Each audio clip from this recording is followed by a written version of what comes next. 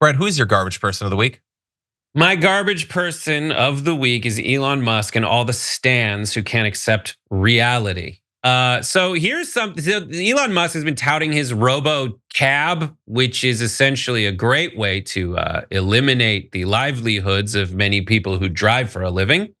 And here is a pretty much encapsulates, this is a graphic that encapsulates the feeling of all these folks who just love gobbling what Elon Musk puts in their mouth.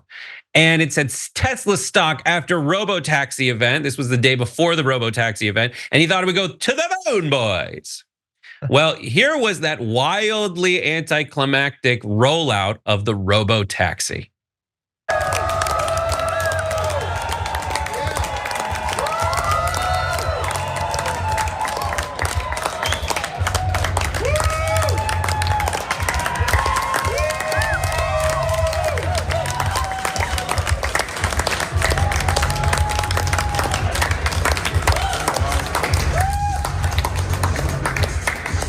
Way cooler than I thought.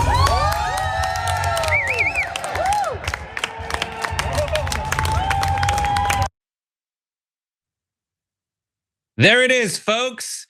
He painted and put cardboard over the wheels of another car. This is something that was described by all in the actual financial sector. It was supposed to be like a big reveal that he was about to start making them, but then he was like, it'll happen in 2027. And that means basically 2030. And wouldn't you know it, it did not go through the roof. The stock in the wake of this event, let's take a look at the stock table, down 8%. That was after a recovery of a lot, and it's the latest in a long series of weird rollouts for Elon Musk that, despite their wild failures, still has people creaming their very tight jeans. Take a look at this last time he tried to impress people with a big debut of his Cybertruck. Let's show the glass demo. Sure? Yeah. Oh my God. Well, maybe that was a little too hard. That was what he touted as the indestructible armored glass of the Cybertruck that was quite destructible, and at this point, not glass. It's more sand again. But it's just amazing that there's so many people online that anything that this guy does, they get wildly excited about, even though he's literally just like painting the wheels of a car and designing a hubcap that will destroy your brakes very quickly. I don't know, John, what do you think?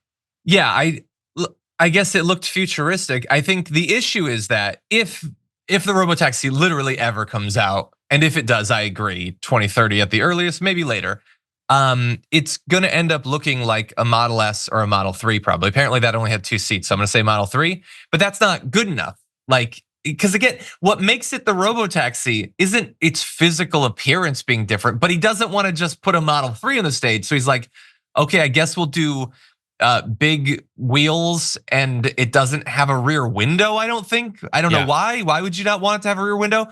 And then everyone is there, so it drives up, he gets in, it drives away, and everybody cheers, but like, what? They're supposed to be able to drive themselves. They're supposed to have been able to do that for years. And I'm not saying the RoboTaxi won't be more than that, but that wasn't more than that. That was the most minimal self-driving you've ever seen.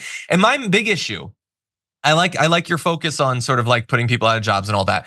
For me, it's just when Elon Musk comes out and says, here's something for you to get hyped about, you have every reason, 1,000 reasons, to be super suspicious of every claim that he makes. Because I don't know if there's literally anyone that has not delivered on the hype more than Elon Musk. His engineers have done some fine stuff, but it's never when he says it's gonna be done. It never costs what he says it's gonna cost, and it never has the capabilities he says it will.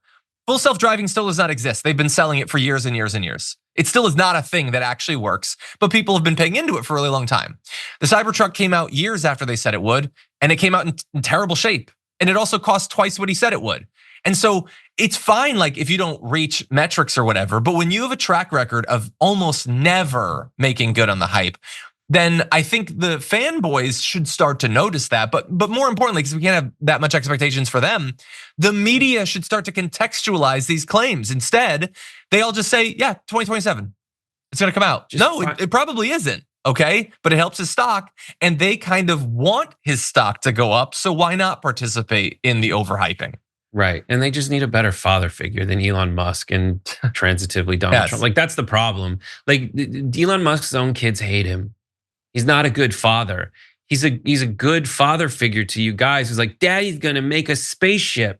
He's a submarine commander. That's what it's like talking about when they talk about Elon Musk. It's sad, actually. It's like depressing. And I wish that like these dudes found a better motivation, actually an internal motivation as opposed to this external one in Elon Musk. It's like, it's really, really sad. Also, like, what I don't understand is the contradiction. Here's a tweet from this guy, Chris Baki, who goes, Optimus, and he's also revealing like these robo bartenders. Optimus just poured a drink and didn't ask for a 25% tip on an iPad. Just put $10 million more into Tesla stock. Sure you did. I'm sure that happened. I'm sure that is very true. And the girl you slept with just doesn't go to this school. Like what you realize what you're saying. Like in this new populist America, it's this like it's easy to see what these guys who are in charge of the movement actually want. They want more money for themselves. They want to replace the jobs of blue collar workers in America. They want to eliminate the bartender. Like obviously Trump can now go like, yeah, we're not going to tax tips because there's not going to be anybody to get the tips. There's not going to be jobs for people. This is like the robot takeover of the world. And it sounds cool and neat, but guys, like also like there are Keurig style machines that do this already. The bartending. This bartender thing. There are also like there's Waymo, which is a cyber taxi.